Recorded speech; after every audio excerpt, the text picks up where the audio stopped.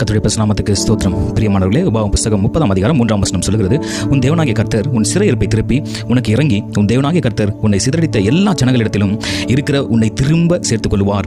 இஸ்ரவேலர்கள் செய்த பாவத்தின் நிமித்தமாக அவர்கள் தேவனை விட்டு வழிவிலை போனதுனால அவர்கள் சிதறடிக்கப்பட்டார்கள். அவர்களின் பாவமே இந்த சிதறடிப்புக்கு ஒரு காரணமாக அமைந்தது. நாம கூட அநேக பாவத்தை செய்கிறோம், தேவ ஆசீர்வாதம் இல்லையே என்று புலம்புறோம். இதுக்கு காரணம் என்ன தெரியுமா? நம்முடைய கிரியைகள் தான், நம்ம செய்கிற செயல்கள் தான் நமக்கும் தேவனுக்கும் விரோதமான பகையை உண்டாக்குறது. பிரியமானவர்களே, இந்த ஜனங்களும் பாவம் செய்து ஆண்டவர் செய்த அற்புதத்தெல்லாம் மறந்து பாவம் செய்து அவர்கள் மறுபடியும் சிதறடிக்கப்பட்டாங்க. அங்காங்கே அவர்கள் போய் குடியிருந்தார்கள் என்று பார்க்கிறோம், அடிமைப்பட்டிருந்தார்கள் என்று பார்க்கிறோம். சிறையிருப்பை ஆண்டவர் மாற்றுவார். தாங்கள் பாவத்தில் அடிமைப்படப்பட்ட இந்த இஸ்ரவேல் ஜனங்கள் மனம் திரும்பியவுடன் சிறையிருப்பையும் சாபத்தையும் ஆண்டவர் அகற்றிவிட்டார், ஆசீர்வாதத்தை கொடுப்பார். ஒருவேளை நாம இந்த நேரத்தில் சாபத்தில் இருக்கலாம், ஆசீர்வாதமற்ற சூழ்நிலை இருக்கலாம். நம்முடைய பாவத்தை அறிக்கை செய்து விட்டு விடும்பொழுது தேவன் நமக்கு இரக்கம் காட்டுகிற தேவனாக இருக்கின்றார். அவர் இரக்கமுள்ள தேவன், அவருடைய நாமம் இரக்கமுள்ளவர். தேவனின் நியாய தீர்ப்புகள் கடினமாய் சில நேரத்தில் இருக்கிறது இல்லையா? ஆனாலும் அவர் இரக்கமுள்ள தேவனாய் நம்முடைய பாவங்களை மன்னிக்கிறார்.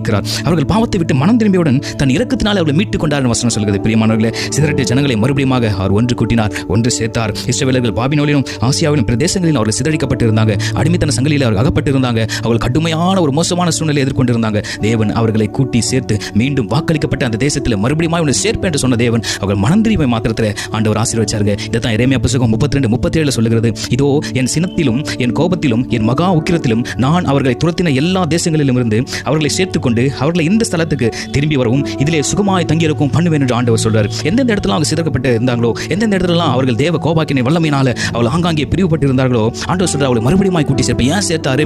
அவர் பாவத்தை மனசாட்சியுடன் அவர்கள் ஆண்டவரத்தில் மனம் திரும்பி அவர் மன்னிப்பு கேட்டு விட்டு விட்டாங்க. இதனாலே அவர் மறுபடியும் சேர்த்துக் கொண்டார். அவர்களை எந்த இடத்துல இருந்து சிதறடித்தாரோ அதே இடத்திற்கு திரும்பவும் வர செய்தார். பிரியமானவர்களே, நான் சுகமாய் அவர்களை தாங்கி இருக்க பண்ணுவேன் என்று ஆண்டவர் சொல்றாரு. நம்முடைய சுகவாழ்வு சீக்கிரத்தில் துளிக்கிறாங்க. நம்முடைய பாவத்தை விட்டு விட்டு மனத்தாழ்மையா தேவனுடைய சமூகத்தில் நின்று நாம் கதரும் பொழுது, அவர் இரக்கத்திற்காக நாம் கெஞ்சும் பொழுது ஆண்டவர் இரக்கம் செய்வாருங்க. 70 ஆண்டுகள் அந்நிய தேசத்தில் அந்த ஜனங்கள் சிறைப்பட்டு இருந்தாங்கன்னு பார்க்கிறோம். அந்த சிதறடிப்புக்கு, அந்த பாவத்தினால வந்த அந்த சாபத்திற்கு ஒரு முடிவு உண்டு. அவங்க எப்போ மனம் திரும்பினாரோ அப்பொழுது அவளை மறுபடியும் தேவன் கூட்டி சேர்த்தார். அந்த வாக்களிக்கப்பட்ட தேசத்தை அவர் மறுபடியும் கொடுத்தார். பிரியமானவர்களே, கர்த்தர் கோரேசின் ஆவியை ஏவினார். அவர் சிறைப்பட்டவர்களை விடுவித்தார். அவர்கள் எருசலேமுக்கு திரும்பவும் தேவாலயத்தை மீண்டும் வந்து கட்டினார்கள் என்று பார்க்கிறோம். ஹல்லேலூயா. அந்த நேரத்தில் அந்த சமயத்தில் உங்களை ஆசீர்வதிக்கிற தேவன், நீங்க மனம் திரும்பிய பட்சத்தில் உனக்காக மனுஷர்களை ஏற்படுத்துவாங்க, உனக்காக வழக்காடு, உனக்காக பரிந்து பேசுவோம். சில பேர்கள் ஆண்டவர் ஏற்படுத்தி வைப்பார். நீங்க கலங்காதீங்க, பாவத்தை மாத்திரம் நீங்க அறிக்கை செய்து விட்டு விடுங்க. பிரியமானவர்களே, தேவன் சிதறியதை சேர்ப்பவர், முறிந்து போனதை ஒட்ட வைப்பவர். பிரியமானவர்களே, உடைந்ததை ஒட்ட வைக்கிற தேவன், உடைந்து போன பாத்திரத்தை அவர் மறுபடியும் ஷேப் பண்ணி வழிநடத்துகிற தேவனை கைவிட மாட்டார். சிறைப்பட்டவர்களே, உங்களை விடுதலையாக்க தேவன் வருவார். சிதறி போன உங்கள் வாழ்க்கையை அடிமைத்தனத்திலிருந்து உங்களை விடுதலையாக்குற தேவன்